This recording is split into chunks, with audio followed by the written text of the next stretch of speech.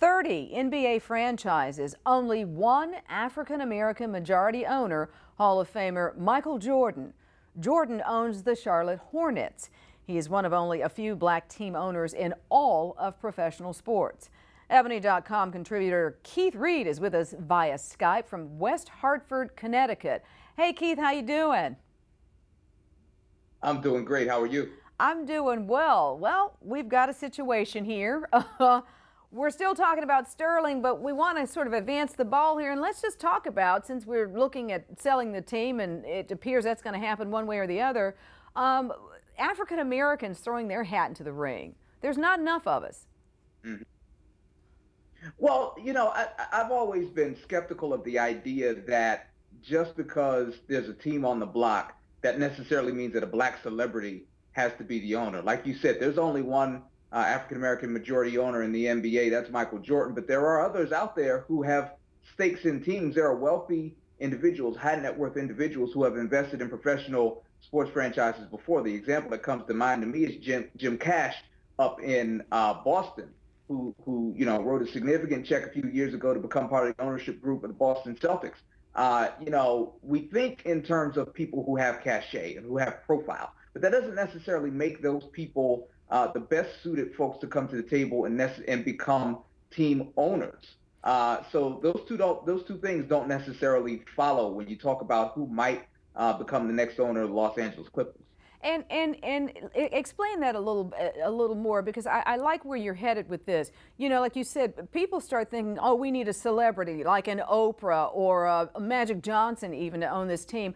But that's may not necessarily be the best move. Perhaps you do need someone who's been ensconced in business and understands business, and that's a lot. There are a lot of high net worth African Americans out there who could actually purchase the team.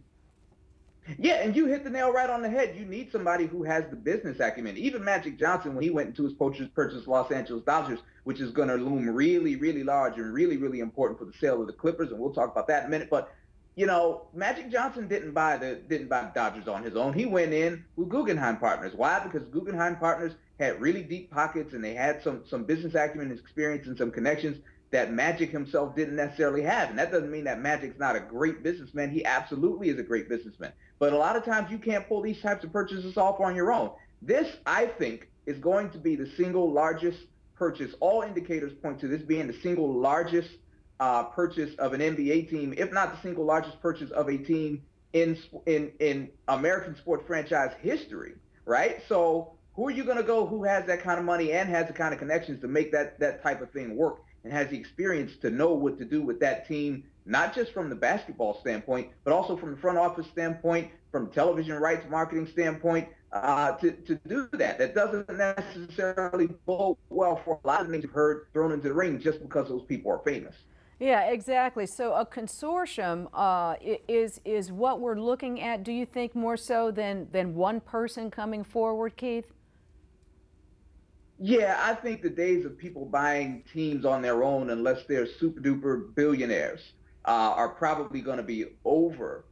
When you look at the purchases of teams, even from a couple of years ago, Jordan, when he bought the Charlotte Bobcats, now back to being the Hornets from Bob Johnson, that team purchase was just in the range of over $200 million, and most of that was financed by debt. Well, one high net worth individual can finance $1 billion purchase. But when you're talking about the numbers that we're looking at today, I think this team could be looking at least $1 billion, $1.5 billion, maybe even $2 billion for in a sale. There aren't too many people, white, black, otherwise, who can just write a $2 billion check on their own. So you need to bring bear some money from somewhere else. You're talking about people who are getting together. So you go ahead. I was going to say, and who wants to write that kind of a check? I mean, the whole point of being a business person is that you want to sort of defray some of your risk. So you do want to, if you have to, bring other people in, but nobody wants to write a check that big. And you're right, this is going to be a big check that needs to be written.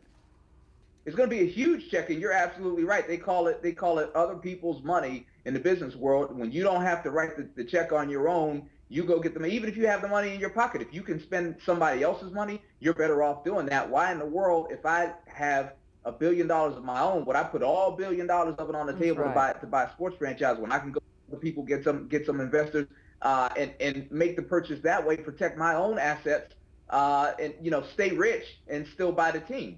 Use some tax credits, get some people involved who will know how to finance this purchase, get some people involved who will know how to leverage the TV rights deal that they have coming up in 2016.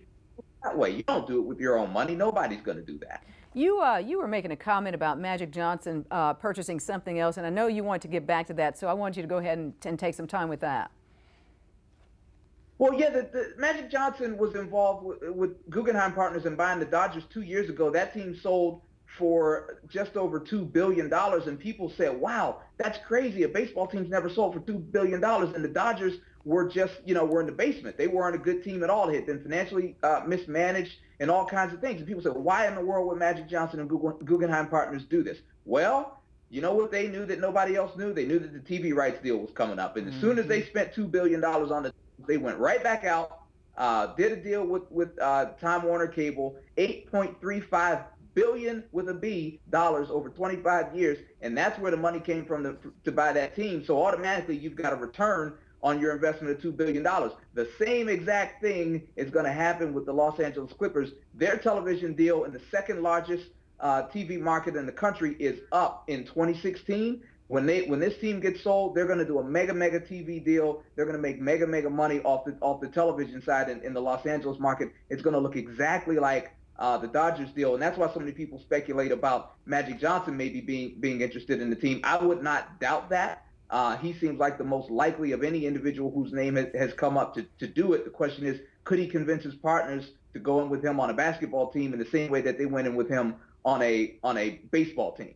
Ebony.com contributor Keith Reed, you know your stuff, and we appreciate you joining us to break it down here on DC Breakdown. See you soon. Thanks. Thank you. Why it is critically important African Americans know their risk for hepatitis C. We'll explain after a break. Stay with us.